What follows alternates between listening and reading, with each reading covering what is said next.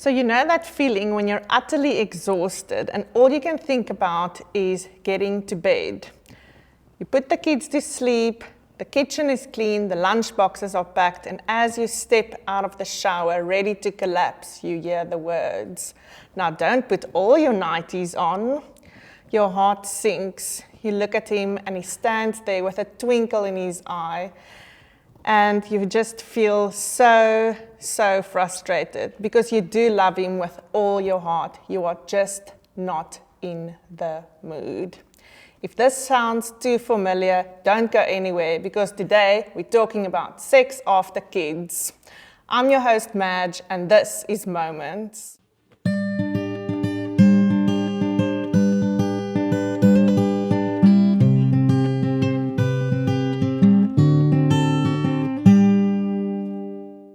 With me today is Dr. Marlene Wasserman. She's the founder of the Dr. Eve brand, a clinical sexologist, a couples and sex therapist, and a trauma therapist.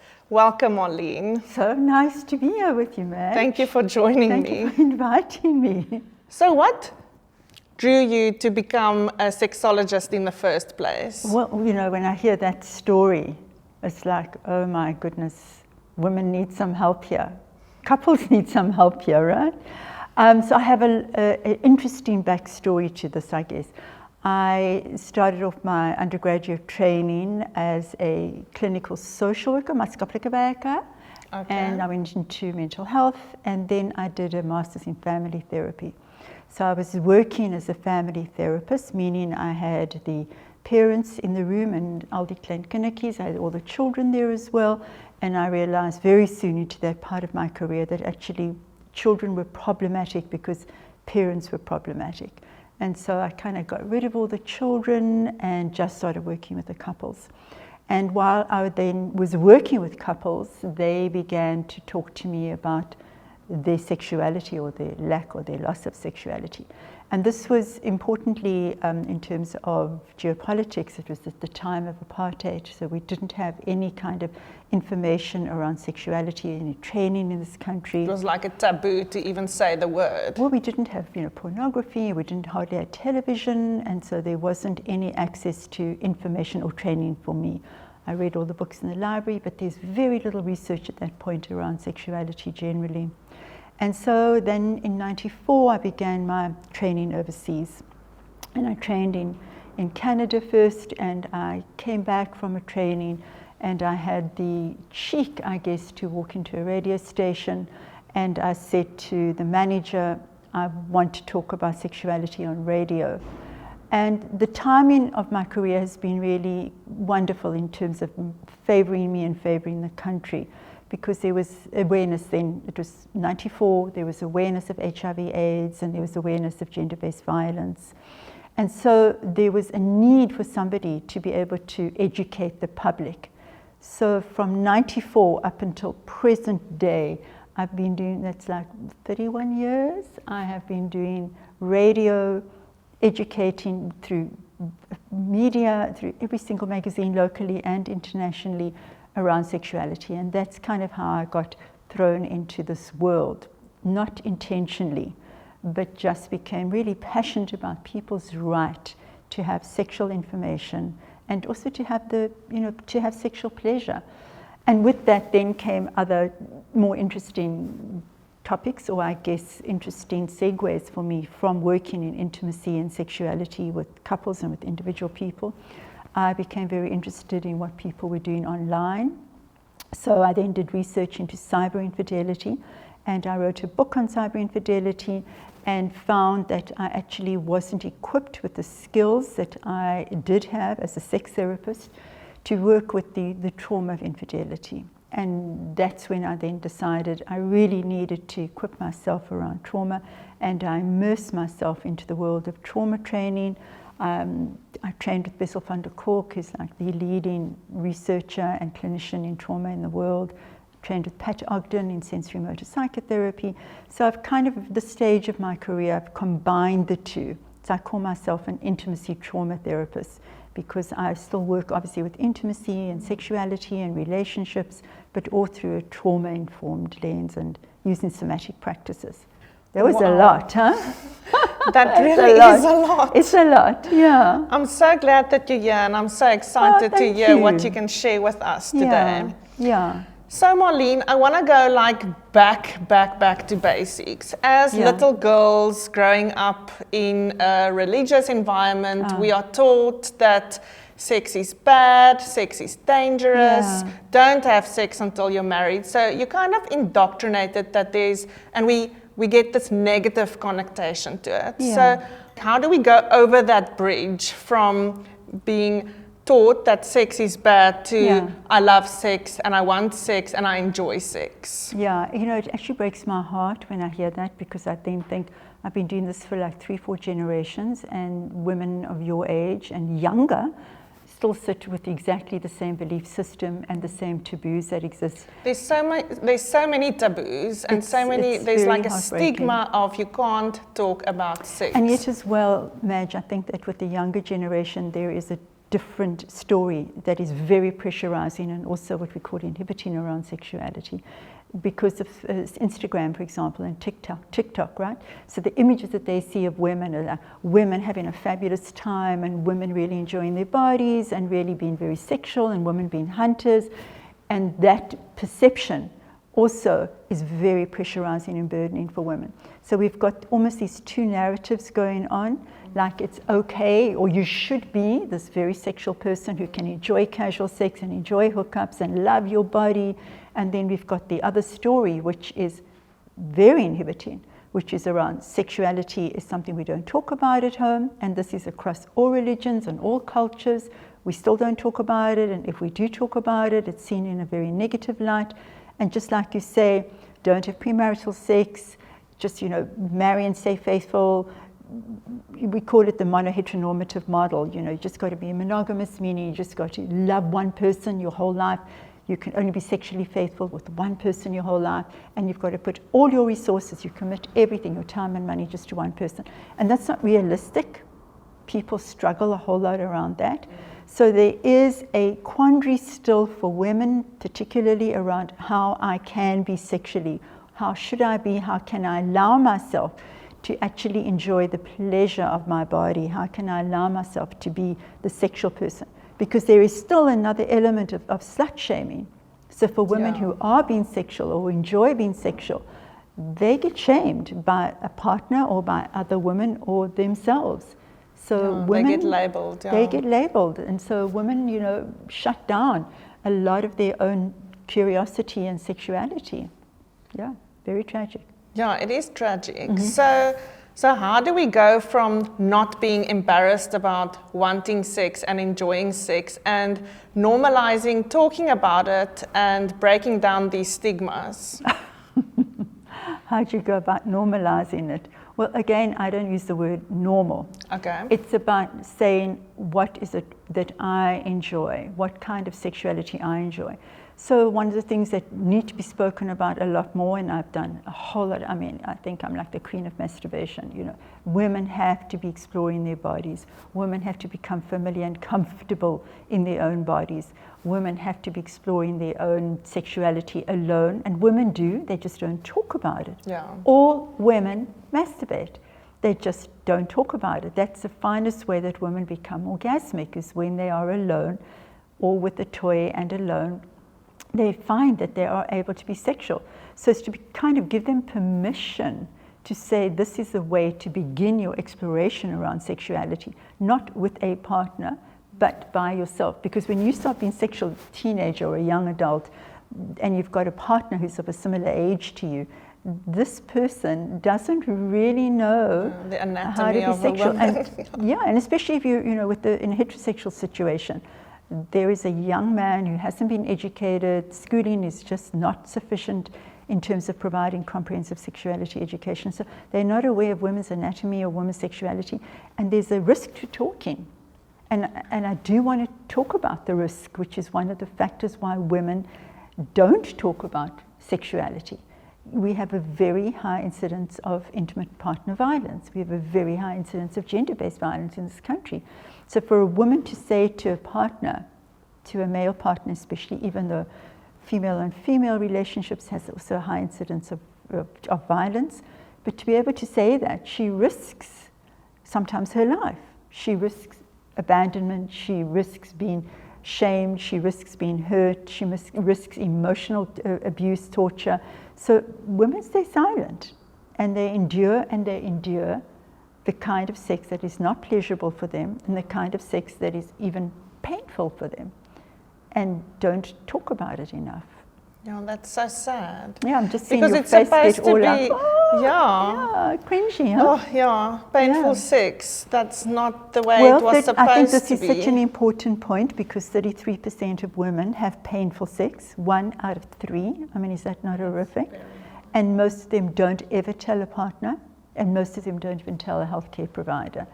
So this is a very real factor for women, that they have discomfort or pain during sexual activity, which would be then a reason for them to say, actually, I'm not interested, or I have no desire. Of course women have desire. Yeah. Absolutely they do, right? But at various times, like after a baby, during pregnancy, even during chemotherapy, I mean, women may find that they have dryness or they have pain, and they need to talk about it. Yeah. Yeah. So besides the gender-based violence thing, do you think women don't speak up because of shame or because of making their partner feel insecure? That could be one factor. So in my therapy room, because that's what I do all day, I'm a therapist, when I assess women, and men of course, I'm always looking for what's called the dual model. So the scale is what is going to inhibit your sexuality and what's going to excite you. So we look at what's called inhibitory factors and excitatory factors. What are things that are going to make you feel like you want to be sexual? Inhibiting factors obviously are going to be something like, well, I'm hormonally imbalanced, or I'm going through PMS, or I'm pregnant, or I'm postpartum, or it could be I have some kind of illness, or I'm on medication, because we have very high incidence of depression and loneliness in this country, in the world. So many, many women are put onto antidepressants, and that impacts libido, dries up vaginas and dries up their pleasure parts and their sexual parts. Libido goes right down. So that would be a factor. Also other kind of medication or illnesses. We assess all the time what are some of the factors that could really be interfering with your desire to be sexual. But it always comes down to the main thing. What do you think that is? That would inhibit a woman? It's her relationship. Confidence. Her relationship. Her relationship. Her relationship. She may feel fabulous in her body. She may be feeling, she really has a good time. I hear women say all the time, I have a really good time on my own. Okay. Put on music, I lie on the rug, and I bring out my toy, and boy, I'm having a great time. Or I'm talking to somebody else online, or I'm video chatting with somebody, and we're having the sex, but then I turn it off, and I turn to my partner, and I'm like, no. That's so interesting. Relationship factors are one of the major inhibiting factors for women's desire. All of this is so interesting, and we could keep on talking about sex in general all day long, but Can I just say to you, please, can we not use the word sex? Sure. Okay, and I'll tell you why. Please. Because when you use the word sex, what comes up for everybody in the world is penetration. Okay. And we want to move away from that. So I talk about sexuality. Sexuality. Because sex means, and especially for women and for men, she'll say, I don't feel like sex. What do you mean don't feel like sex? She means I don't feel like penetration. Okay. But she could really do with some nice caressing or cuddling or intimate talking or face-to-face engagement. Maybe she doesn't want penetration. So we really want to avoid the sex. That's so informative. And it's important for couples to recognize that. Yeah. Not to say, oh, do you want some sex tonight, or do you want some tonight? And immediately the woman thinks, penetrate, I don't feel like that. My vagina is saying, no. I don't want that. But maybe my neck is saying, I can't, feel like some kisses there. Yeah. Or just some cuddling. Something, rather than just nothing. Sexuality, there we go, in general, is a topic we could keep on talking about for days. But now add a family and kids to the picture, the whole narrative around that changes, and the pressure is just amplified a million times. Why do you think kids have such a big impact on our sex lives? So when we talk about inhibiting factors, that's going to be your number one inhibiting factor. There is such a change that occurs not only to the woman and her body, but of course to the dynamic of the relationship, right? So somebody who has experienced childhood sexual abuse as a child, woman who has been sexually violated or raped, is going to have sexual dysfunctions and sexual difficulties. Number one dysfunction will be the loss of desire. And she may never tell her partner that she actually has had some kind of sexual violation. And so that is something that would be a huge inhibiting factor for a woman, just so that people do know that. So let's say we now have your own child. There's going to be some triggering that occurs. The mother part of us, the parent part of us, is going to be responding oftentimes from our own childhood, from our own perhaps injured child. So you were somebody who didn't have a good attachment to a secure parent, particularly to a mother.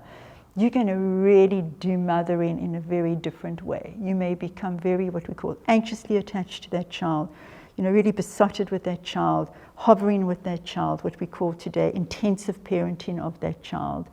And with that, the focus then is completely away from the relationship and from the partnership, right?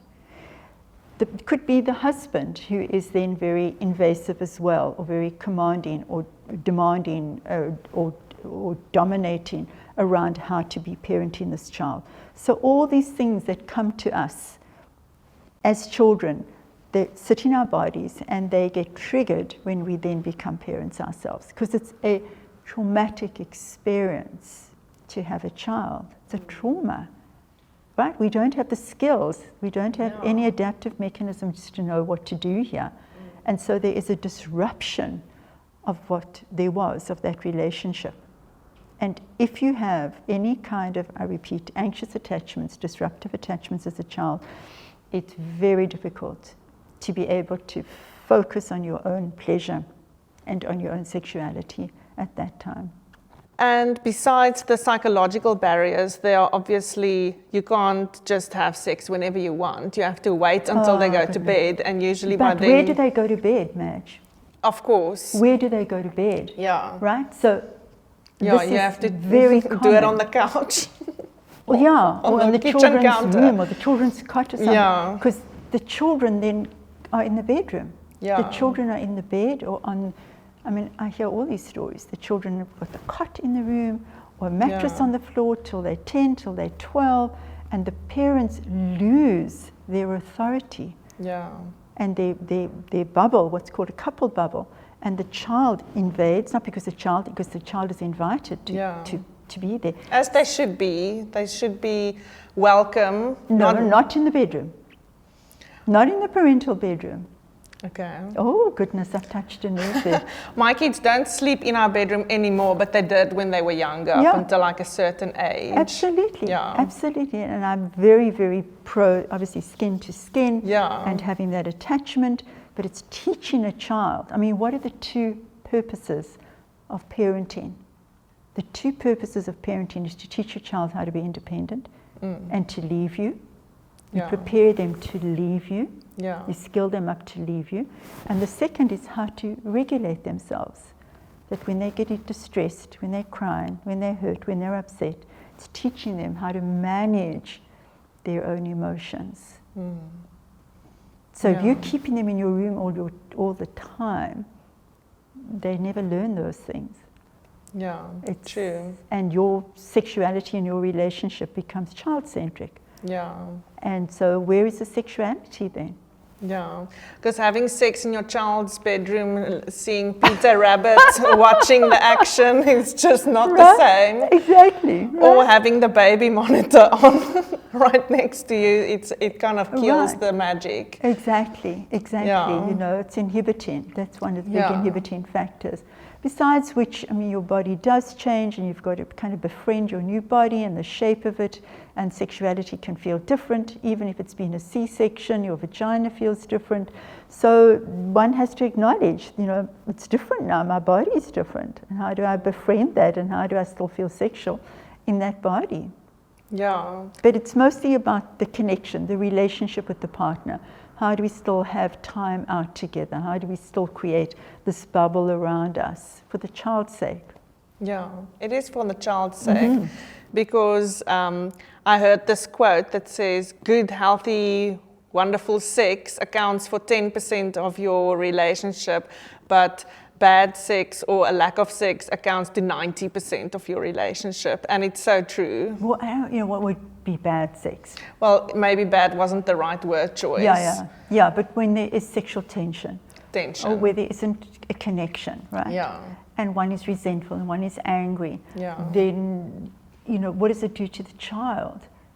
Because, you know, in my therapy room, I have a beautiful velvet white couch for people to sit on, and I've got a chair which sits there, which is the children.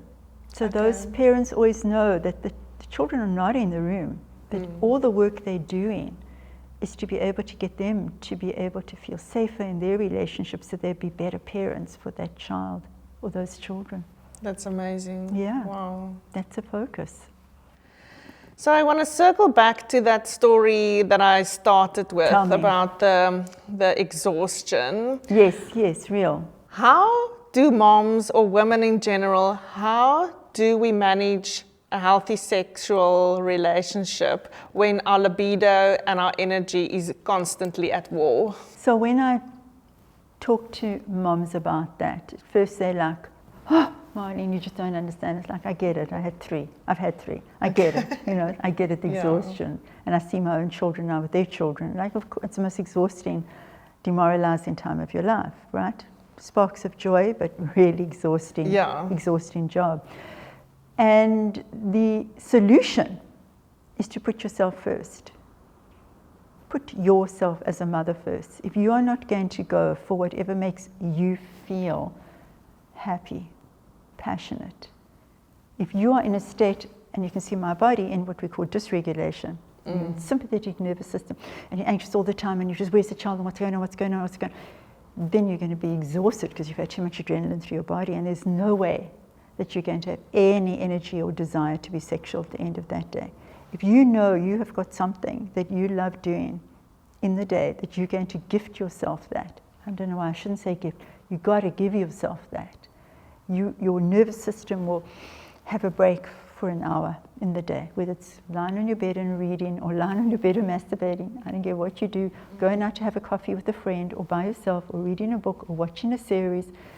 Your nervous system will go into what's called ventral vagal, feeling very calm, relaxed, and then the child receives a mother who is calmer, and that mother has then the sexual part of her brain will come out, because she feels more in charge of herself and calmer and more collected, and everyone else is just calm. And then her sexual part will, I could have some of that. That's fascinating. So the less we run around and the more we relax and just chill, basically, we will give our libido a chance to shine and creep out of its little cave. There you go. If your relationship, we're always going to come back to that. Okay. If your relationship feels safe. Okay. Otherwise you're just going to go into the bathroom and masturbate, right? Because you do have a desire and you do feel sexual. And it's there.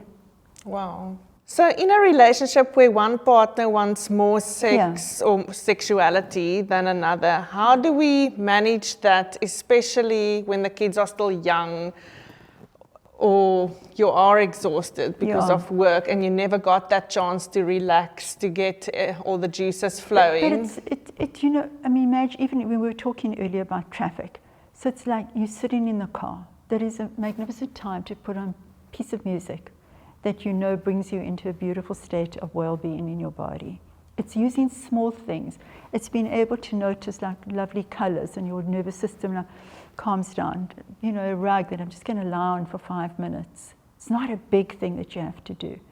making sure that you've got, food that you like to eat, things that you like to drink, all the time working with your nervous system. You are exhausted. There is nothing more exhausting than being a parent, especially to young children. And libidos get worse with the second child and a third child. Much worse, because you've got more than one to take care of. Yeah. So it's little experiences that you give yourself, that you give your nervous system a break from that unbelievable burden that you're carrying and that exhaustion. Just giving less adrenaline into the body. Just a moment, because the nervous system just will respond. Oh, that feels nice. So is adrenaline the enemy of libido? Yeah. Look, when you are being sexual, you've got all that fabulous adrenaline coming through your body, which is fantastic. That gets you excited and makes you feel alive and feel aroused and you feel amazing, and then drops down with orgasm. But every day you've got this too much of this adrenaline going on, and so you want to bring it down, and it disrupts everything. Having children disrupts everything. Yeah. So one of my previous guests spoke about pockets of rest, exactly what you just explained. There we go. It's like taking these little moments and just seeing it and calling it by its name, not just thinking, oh, this is a beautiful flower, or I love this smell, or I'm just going to sit for 5 minutes before I do the school run. You have to say and acknowledge the fact that you're actually doing something you like or relax or whatever. So yeah. And working with the body all the time, getting the body and just giving the body a break. And it's always, I'm repeating for the benefit of the child, of the children, to have a more regulated mother is going to get the children more regulated, because nervous systems co-regulate with each other. So if they get into the car and mom is harried and mom is tense, and we've got to do this, and we've got to do that, and we've got to get you, the child immediately tenses up as well. If you've got beautiful, I use a lot of lullabies with my clients. You put in a lovely lullaby, they get into the car, they calm down, you calm. Just quieten everything down, slow it all down. You'll find that everybody benefits from that. Okay. Yeah. So how do we communicate about guilt and resentment when it comes to sexuality in a healthy relationship? So I don't use the word healthy. Okay. Yeah, because I'm learning a lot today about my terminology. Exactly. And it also helps them with communication. And I think it just makes it more accessible and it feels more accepting, I think. So if you think about healthy, the opposite of healthy is? Sick. Exactly. So, women particularly, pathologize themselves. They'll come in on their own and say, something wrong with me, or I've got the problem. So my husband's got, great libido, he's got very high libido. What? What's very high libido? But for her, it feels very high. For him, he's just like a guy. He's horny, fabulous, enjoy. Yeah. Whenever I get the guy and the woman in the room, which is most times together, I will always say to him, don't be embarrassed or feel ashamed of your libido. It's wonderful for you to want sexuality. There's always going to be a desire discrepancy in every single two people. I wonder why. Because of hormones. Hormones, okay. Women have got different hormones coursing through their body on a daily basis. Men have got a much more plateaued, even testosterone level, right? It kind of starts dropping at about age 45. But they feel, there is that wonderful testosterone which keeps them very horny, which keeps them just alert and sexually alive. For women, every day you're cycling through a different state because your hormones are in a different state. And we don't have all that testosterone, so there's no way we can even match that ever. And there are many, many couples where there is the male who has lower desire and the woman has the higher desire. Okay. And it creates exactly the same sense of terrible dis-ease and terrible sadness and hurt and feeling rejected. It's horrible. So it's an acknowledgement that we do have a disparity. This is how it is. We have a disparity. How are we going to work with it? What can we do? It's about having a conversation around recognizing, acknowledging we have a different desire around sexuality, but how do we manage it? Because her response is going to be, I don't want any sex. And that's not true. She does want to be sexual, but maybe not as often, or maybe not the kind of sex that he wants. Very unfortunately, but there's a huge, huge trend in the world today amongst young people, particularly 18 to 25, even 35 years old, called rough sex. And rough sex has become the norm through social media, where young people, and I really do urge parents who do have children who are dating from whatever age to really check in with the children, because that's become normalized. That's become the trend of how sexuality should be, from porn and from social media engagements. And this is really harmful sex, almost deadly. It includes slapping, it includes kicking, punching, and mostly strangulation. So kids are being exposed to that as being normal kind of sexuality. So it's about negotiating what kind of sexuality you do want to be having. Yeah. What turns you on, what turns me on. It might be, she may say to him, I really like to be blindfolded, or I really like to have some restraints. And he said, I don't want to be slapping you, I don't feel comfortable. Yeah. And she said, you don't have to slap me, but maybe we could just talk about it. So there's a way of negotiating those differences around frequency, and also around the kind of sexuality that people want to be enjoying. So it all just boils down to communicating what you want. Well, I think that's really, really hard. I know it's really hard, so I don't even like to use the word communication. In my therapy room, we talk about connecting. You know, how do we safely connect with each other? How can I feel safe with you? And the thing that causes, you know, the most resentment and hurt and anger and shame is infidelity. And as I mentioned to you, people who are trying to fall pregnant, who are pregnant, postpartum, they're a very high risk group for infidelity to happen. So because of the disequilibrium that's now occurred, you know, the equilibrium, the coupleship is now absolutely, it's dismantled, no longer what it used to be. And there is a feeling like, almost like floating in space. You know, that's what trauma is. It's just like nothing feels the same anymore. You feel fragmented all over. And so it's much easier to then reach out for what you long for, which is not the sex, it's just the connection, and to be seen, and to be able to have what you had in the coupleship, or hopefully had. So infidelity creates a lot of guilt and resentment, huge amount. And that would be a huge inhibiting factor for a woman. Yeah, it's so interesting that it's exactly that period of, you said, trying to fall pregnant, and postpartum, where you feel very insecure about your body and where you are in life, that's the time where infidelity actually spikes. For both, not just the male. So Marlene, when do we get beyond the point of normal tiredness, and if that's not the problem, what something like burnout or physical problems, how do we know when it's normal tiredness or exhaustion, and if there's something bigger at play? I always say, Madge, you know, my eldest child is 44, I still feel tired, you know. It never stops, because they never really leave, or they never Well, that doesn't give me any That's hope. why I'm saying, you know, your job is to get them independent and skilled up and learning how to manage themselves so they will be independent. There's always a level of fatigue, and I mean, burnout is a very common word that's been used today. Burnout actually today is seen as a form of depression, so we take it quite seriously. It's almost like a certain diagnostic criteria that we want to be able to tick off and see, is somebody really suffering from burnout? Having children, I repeat, is like a traumatic experience. You know, the best protective factor for having children, which doesn't happen in the Western world, is having a village help raise a child. Yeah. You cannot do this on your own. Two people cannot do it on their own. And of course, I know that there are many, many women in this country, especially, who are single. You know, your most common family in South Africa, single women raising children on their own. You cannot do this on your own. You cannot. Yeah. So you need to have support, community, family, to be able to help you.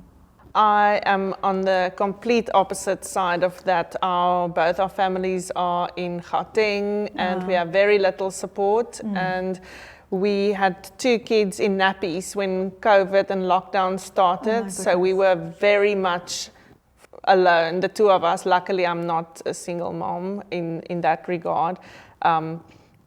But the isolation and doing it by ourselves on a very limited, I work in the hospitality industry, so on a shoestring budget, no support, it was a complete nightmare. I feel like we sometimes still recovering from that period of our lives. It was definitely the worst 2 years of both of our lives. And it was supposed to be a special time with the kids still being small, but it was quite traumatic. So I can't agree more that you need that support, even if you pay for it. You need it. You know, I'm just, you know, here we are in a library setting. Libraries are places where mums and babies can gather, where you find community. You have to go out and find a community. You have to find a tribe to be able to support you. Moms groups are so important up until any age. You really do need that. It definitely is. And I must say the support we did have in terms of friendships and colleagues and a few other places, like in our church community, made such a difference. Yeah, churches, I mean, any religious institutions would offer that as well. So any places where you can find that. It's just an acknowledgement, Madge. I think that's what's important, that this is hard. This is hard, and there's nothing wrong with you. There's nothing abnormal about you if you're sexual, because when you're in a state of trauma, and it sounds very dramatic, but this is what we call a small t, trauma, and it passes, of course, the sexual pleasure centers of your brain shut down because they're not needed. You're letting your body know, I'm in survival, so just help me survive. Let me just get through the basics every day. And sex is not a basic thing. For some people, being sexual is, you know, very comforting, very nourishing. It can feel wonderful. So everybody's different around that. There's a magnificent series that's on right now, collaborating with Disney Plus. It's called Dying for Sex, and it's something I really recommend everybody should watch. It's very beautifully made. It's a series about a true story, based on the true story of Molly Cochin, who discovers at age 38, first she gets breast cancer, has all the work done, and from that time on her husband doesn't touch her sexually at all. 44, she gets a terminal diagnosis, and the first thing she does is she leaves her husband because she feels absolutely rejected sexually and emotionally, and she starts on a sexual quest. Very, very interesting how she's dying, and that's her absolute focus, is to be able to have the kind of sex that she's always wanted to have. It's a magnificent show, and I think it's very inspiring for women to see it as well. You don't have to die or have cancer before you actually go and get the kind of sex you want to have. I'll definitely check it out. So you talk about someone with cancer, and we spoke about birth vaginally or C-section earlier. Our bodies do change so much after kids, and because of birth and nursing kids, and we look, I wanted to say completely different. We feel completely different. We don't look completely different. Stretch marks and saggy boobs and how do we find our confidence after going through this? Because it's not, unless you go for like surgeries, but most of us don't necessarily have the money. How do we find our confidence in this new body? Get off social media. That's the first thing that I would say. There is a magnificent book that also I would recommend for all of your viewers, listeners, called The Anxious Generation by Jonathan Haidt. And he talks about the young generation and what the impact of social media has done to the mental health of young people. And what he found with young girls specifically is the harm that was caused to them was by what's called comparison. So getting onto social media, comparing how you look with other so-called moms, and the moms that are there are usually influencers or stars or film stars or people who are on Ozempic and have been able to modify their bodies, and that makes us feel enormous amount of shame, and that's going to shut down your sexuality. You've got to get off that. You cannot expose yourself to that fakeness. The same as porn. You know, it's fake. It's absolutely fake. That's not what sexuality is like at all. So it's about really, I used to run a group. I wrote a book called Pillow Book, and it's about women going through their wardrobes and saying, what do I love? What do I feel good in? And just weeding out things that you don't enjoy, that no longer fit you. You know, these clothes that you're waiting to get into. No. You know, even if you go and buy like 2 outfits that you really love and you wear them every day and you exchange them every day, that's how you feel good about your body, accepting this is what my body is. Of course, lifestyle factors. Of course, you don't want to be doing any kind of, alcohol or recreational drugs, unless, of course, it's with a healthcare provider or whatever. You don't want to, you want to be exercising in terms of doing things that you love. I don't care if it's like Pilates or if it's swimming or whatever it is. Moving your body. You've got to move your body to be able to feel good in your body. Yeah. Watching your nutrition for long-term prevention of illnesses. And that's what makes you feel good. You feel good about your body. I feel strong. Not about how do I look? It's about how do I feel strong? Weightlifting is great for women. Makes them really feel strong. Yeah, wow. Or like power poses, like the goddess in yoga, or even if you just stand like in a powerful way, it makes such a big difference to your confidence and your good posture and like facing the world. Yeah, exactly. Yeah. So barriers to sexuality, and for me this was a huge one, is the fear of falling pregnant again.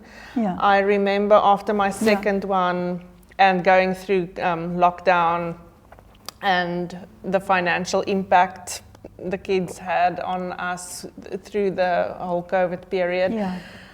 I was petrified. I'm just noticing how you brace backwards. I can see. I was petrified until we made sure we couldn't have more babies. I was very. It was a big barrier to. Absolutely, it is a big barrier. It's one of the big inhibiting factors for women. I will ask every woman, what kind of contraception are you on? When a woman comes in with, don't have any desire to be sexual, that's one of the questions that I will ask them. And they say, oh, we use a condom. I'm like, do you? How's that working out for you? It's like, not really great fun.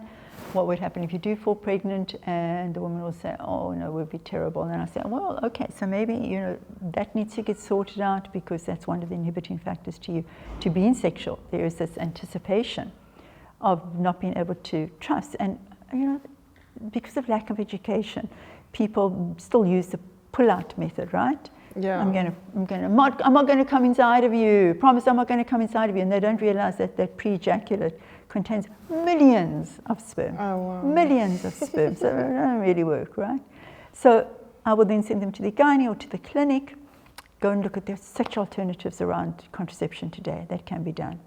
Yeah, vasectomy ideal for a guy if he's willing to do that. Yeah. But every couple has to make a decision around what would work for them, but it is a huge inhibiting factor.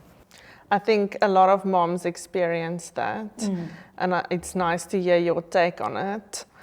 So you said earlier you hate using the word normal, but I think when I spoke to some of my girlfriends, when I told them that we were gonna shoot a video with you, they, more than one, said, ask Marlene what the normal amount of sex per week is. And I think it's an unfair question to ask, but how much is normal? There is research around what the average couple, depending on their health and their age and their environment, is in. So, twice a week. I don't look at that at all. Not at all. It's the fact that people even ask that tells me that there is some kind of issue around that, that they haven't worked out the desire discrepancy. One wants it more than the other one wants it, and they haven't learned to negotiate around what that is. And all it does is puts tremendous pressure on a woman. Like, I ban dates. Couples who work with me are not allowed to go on dates. Date nights are nonsense, because there is this expectation. I have to pull out, I have to pull out, and I have to put out. And that's just not. Time together's got to be connecting, doing something that you love, just feeling intimate with each other again. Sexuality happens, it happens. What we do know is we define sexless marriages if there's been less than 3, if you have had less than 3 episodes of sexuality in a year, that would be like obviously a very sexless relationship. But some couples may be happy with that. You know, it really depends on what you want, what you feel happy with. If you're feeling under pressure, that's never going to be great sex. And what's always interesting is that men would tell you, they tell me, you know, when I say, what is it that you most yearn for in your partner? And always, and this is backed up by research, I want to see that she, because it's in a heterosexual environment, different with same-sex. I want to see that she's having a good time. Yeah. I want to feel she desires me. So when the lights are off and she's got half her clothing on and there's silence and she just lies there and she just invites him to come on top of her and to insert. I mean, that is so insulting to a man. That's really insulting. So he has an orgasm, rather let him masturbate. Yeah. It's not nice, because what people enjoy is the responsiveness, which is why men watch porn, because they see these women who love and lust being sexual. Yeah. And they want that. They want to feel the desire as well. And there are many different ways that a woman can make a man feel desired and lusted after, with just basic compliments, with basic touches, basic glances. It doesn't have to be full-on sex. And she anticipates sex. Yeah. I'm just too tired, or he's going to take too long, or he wants to go through the whole foreplay and I'm too tired, I've got to get up in the morning. Many different ways of keeping the connection going. Yeah. Yeah.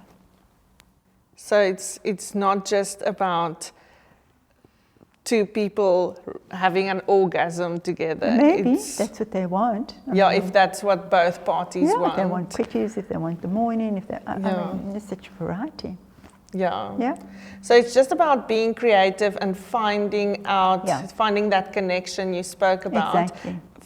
That works for both people, and then when there is connection, you know, the algorithm that I work with is there has to be connection, and if there's a feeling of connection, there'll be a feeling of intimacy, and when there's a feeling of intimacy and vulnerability and safety, sexuality will just happen.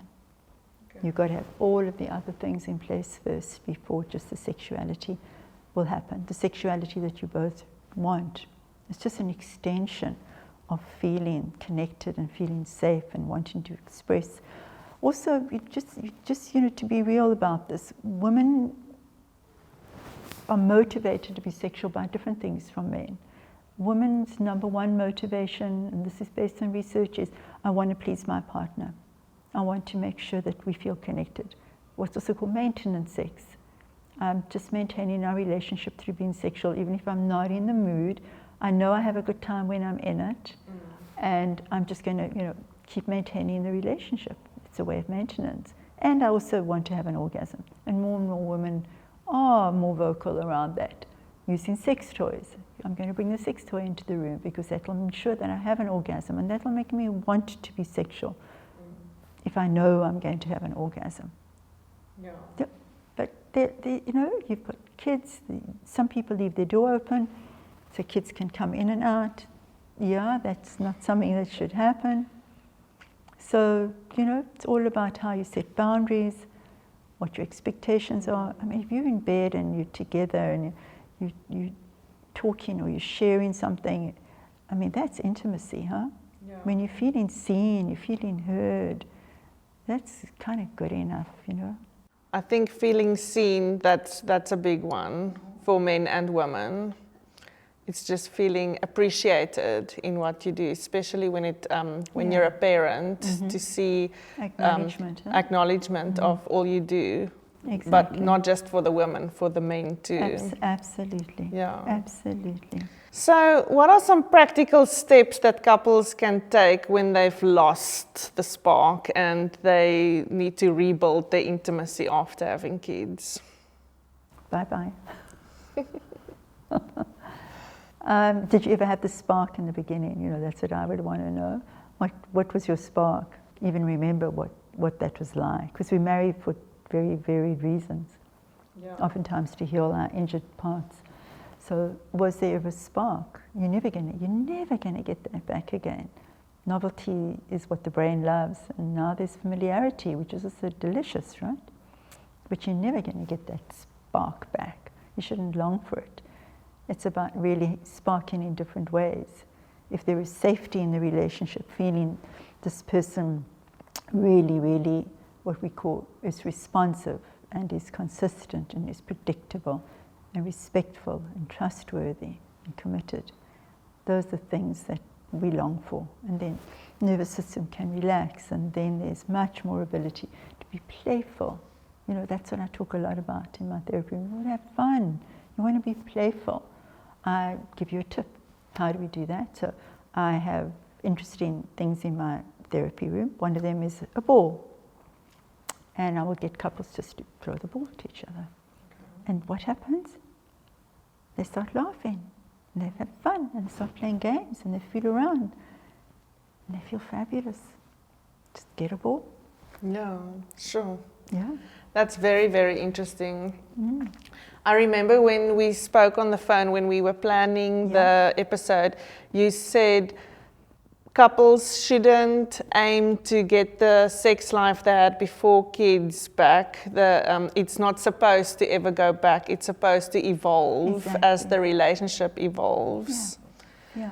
And that was quite significant for me, because I think many people think it should go back to how it was when you were young and you had less responsibilities and more free time to, let's say, on a weekend you could do it like sleep in and then have sex, or have sex in the afternoon, and now it's... The spontaneity goes. The spontaneity, I think that's such a big one. And it's not supposed to go back to the pre-kid one. Nothing can go back, and hallelujah for that. It's about now being more creative, more curious, and if you're safer in your relationship, you know, sky's the limit of things that you can talk about, that you can engage in. You can create a very different kind of experience for yourself. Yeah, and it's so beautiful. It's so beautiful to be in a space where two people who created life together through sex can still enjoy sex in a completely different way. Yeah. So in educating our kids about sex, I think especially in the age of the internet and social media, like you've said so many times in our conversation, it's very important for the parents to play an active role in sexual education. Because if we don't, they're going to go online and they're going to watch porn, and like you just said, porn is not real. It's not the healthiest depiction of what sex or sexuality should look like. So how do we start this conversation, and what are we teaching our kids about sex in 2025? So we talk about comprehensive sexuality education, where it begins from the moment that child is born. And you use the word confidence a lot. It's about how you touch that child, how firm your touch is, how loving your touch is, how you gaze at the child, how you're able to be face to face, skin to skin with that child. And the child learns the joy of touch, how you relate to the child in a respectful way with boundaries. The child learns about boundaries. Consent. Do you want to go to that friend? We planned for this.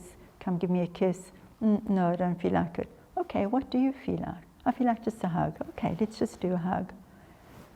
Everyday life, you're teaching children enormously important principles around sexuality, around relationships, around their bodies, how you touch their bodies, how you engage with their bodies, how you talk about their bodies, how you get them to be proud of their bodies, how you teach them about people's bodies and respect that we have, how we don't push, how we're kind, things that we use in adult relationships all our lives. Those are your basic principles and morals and boundaries that you begin to set for your child. And then you begin to use opportunities, learning opportunities, when there is, as they get older, depending on their age, They'll start touching themselves, obviously, and that's, you know, beautiful. You set your boundary around that. Something around, you know, the most common thing people say, oh, that must feel nice. Do it on your own, in your own privacy. And when there are other kids around, you know, parents have to be on guard, to be watching what happens with other children. You're not intensive parenting, but you absolutely are present. No doors shut. Kids must be outside, not on devices, not on television. Outside, playing, balls, neighborhood kids. That's what we do. That's what Jonathan Haidt talks about, getting the neighborhood to all play together and not get them on social media. They are going to be exposed to social media. You want to teach them. You've got to do porn education. When they get older around, you are going to be seeing images here which are not real. You don't want to be seeing these images.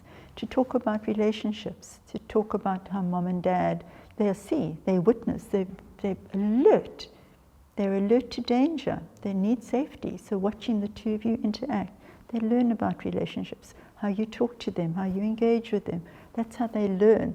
And they begin to learn about their bodies and how they begin to develop. And you talk about the development of their bodies and how beautiful this is and how wonderful this is and how sacred. Whatever your messaging is, your belief system is what they need to take in. They will inculcate it. If you have a belief around no premarital sex, or there's a religious belief, that you talk about it together with your own values. This is something sacred. We believe that it should only be done with one person you love, or we believe that you should be doing it, but use a condom.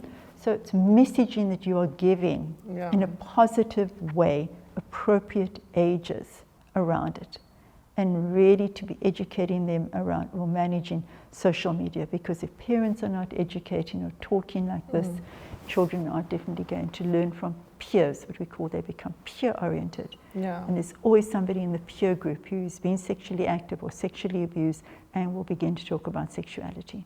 And that is not a way for your child to learn. No.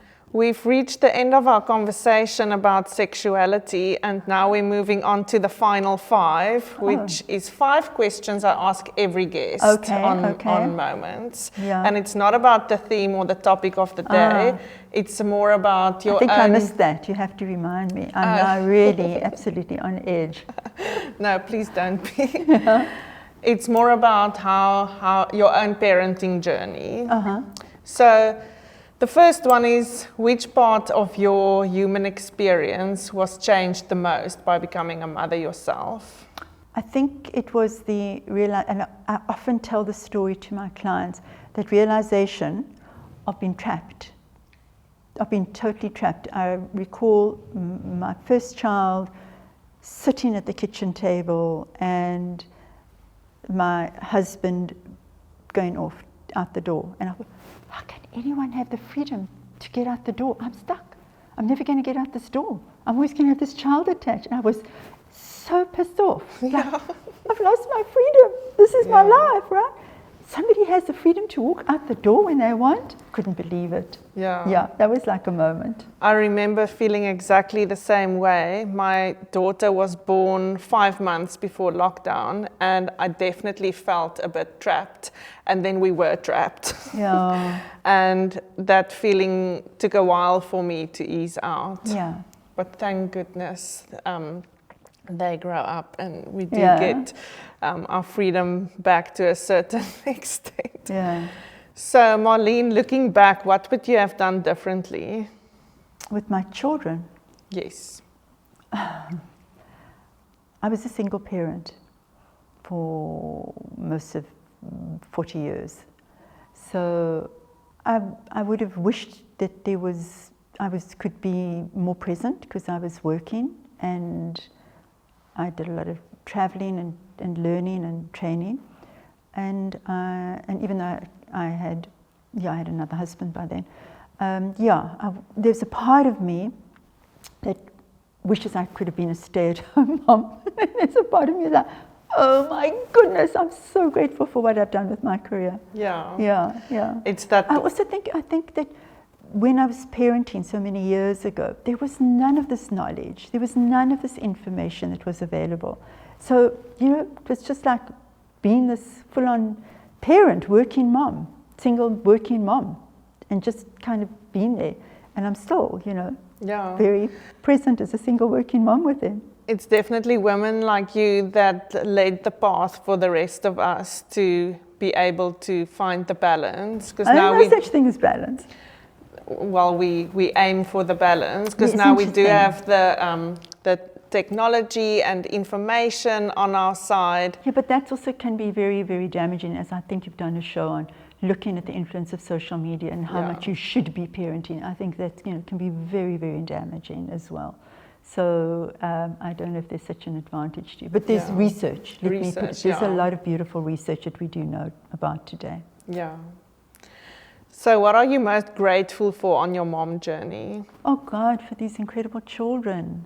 And they're so, my focus was on education. And yeah, I mean, they hate me to say this. I'm incredibly proud of them.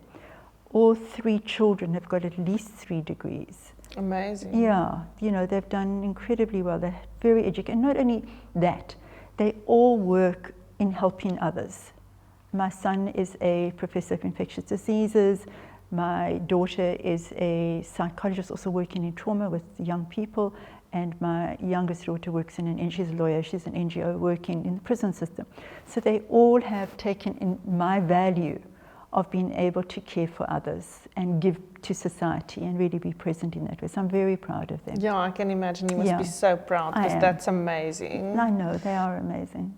Well done.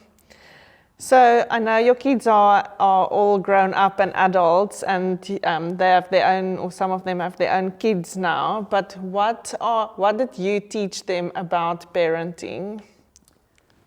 I taught the importance of family, that they have to all be connected and caring for each other and watching each other's backs. And I taught them, kindness, and to be able to. For me, I think it's always about, being educated, having purpose, having passion, being able to live worthy lives that they value, that they enjoy, not just, do things that they don't enjoy, and mostly, how to have relationships that feel safe. Yeah. That's amazing. I love that. And our last question. What is your North Star when you make parenting decisions? My gut, my body, just, totally leaning into taking time, leaning into walking, swimming, taking my time because that's what I do. Go cold water swimming, do a lot of walking, music, really getting myself very regulated. And then being able to pick up the phone and talk to them and have discussions around things that are difficult for them, for me, or for them. So that's how I regulate myself, to be able to be fully present with them 24/7. One lives in America, one lives in London, one lives here, so travel. Wow. Yeah. That's amazing. But that's why I say, you need a village to raise kids. Yeah. They're far away now. They were all here, but they've now flown. Yeah. Wow.